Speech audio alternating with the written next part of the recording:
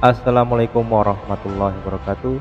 Pada video kali ini akan kita bahas tentang pertanyaan dan jawaban terkait PPDB tahun 2022 Provinsi Jawa Tengah. Pertanyaan yang pertama, batasan penetapan zonasi berdasar apa? Zonasi ditetapkan berdasarkan wilayah kecamatan. Berapa usia kartu keluarga yang dipersyaratkan sebagai bukti domisili? Diterbitkan dan atau telah tinggal paling singkat 1 tahun sebelum tanggal pendaftaran PPDB berdasarkan data administrasi kependudukan. Kartu keluarga, tanggal pencetakan KK tidak bisa dijadikan dasar lamanya bertempat tinggal atau berdomisili di suatu alamat. Untuk melihat lama waktu bertempat tinggal atau berdomisili dilihat berdasarkan tanggal data entry atau tanggal perpindahan jika melakukan perpindahan penduduk. Dukcapil akan melakukan validasi lama tinggal menurut by name, by address, berbasis NIK untuk dilakukan verifikasi oleh Dinas Dukcapil. Apakah masih berlaku SKD dan SKTM? PPDB tahun ajaran 2022-2023 tidak lagi memberlakukan SKD dan SKTM. Surat keterangan domisili hanya berlaku dalam kondisi khusus, bencana alam atau bencana sosial.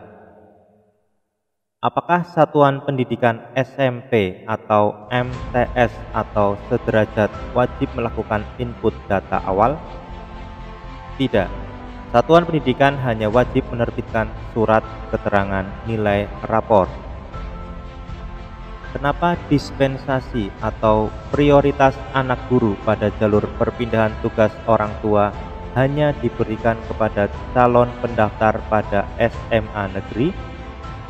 Karena sesuai Permendikbud 1 tahun 2021, jalur perpindahan tugas orang tua hanya tersedia pada SMA. Apa yang dimaksud dengan kejuaraan berjenjang dan apa saja yang termasuk di dalamnya? Kejuaraan berjenjang adalah kejuaraan yang diselenggarakan secara terjadwal dalam setiap tahunnya, dengan seleksi dilaksanakan mulai dari tingkat satuan pendidikan, berkelanjutan, dan mempersyaratkan keikutsertaan peserta berdasar prestasi pada setiap jenjang di bawahnya. Kejuaraan berjenjang ini mendapatkan dukungan pembiayaan dari pemerintah. Jenis kejuaraan berjenjang tercantum dalam Juknis dan aplikasi PPDB. Apa yang dimaksud dengan kejuaraan tidak berjenjang dan apa persyaratannya?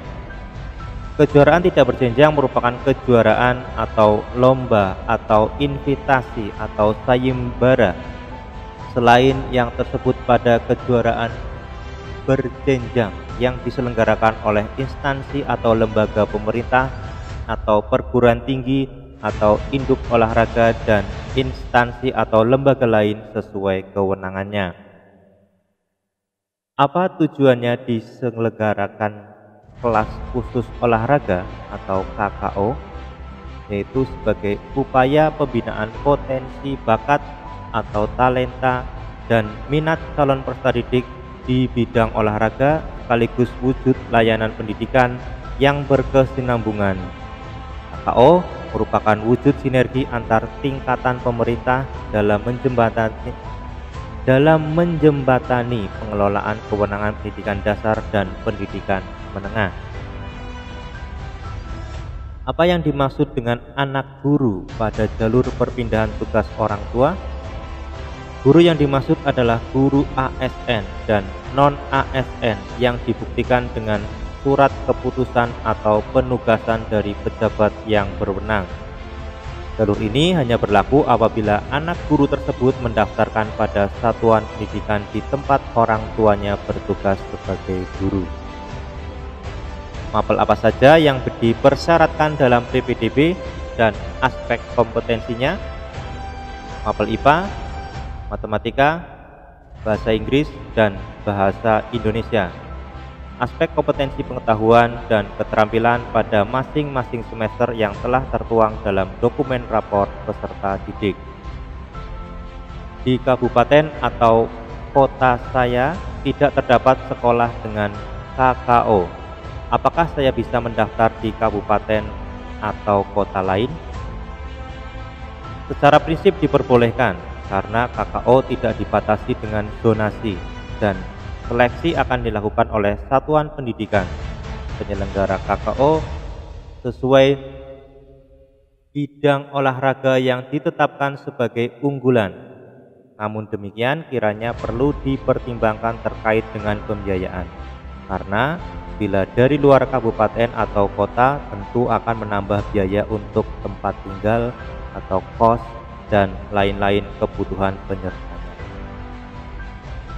Apa tujuan diselenggarakannya pendidikan inklusi? Sebagai bentuk layanan pendidikan yang setara dan berkeadilan, maka anak berkebutuhan khusus berhak mendapat atau memperoleh layanan pendidikan di satuan pendidikan umum melalui layanan inklusi sesuai kesiapan dan kemampuan sekolah. Inklusi diterapkan pada satuan pendidikan apa dan jenis ketunaan apa saja yang bisa dilayani? Inklusi dilayani pada satuan pendidikan SMA dan SMK.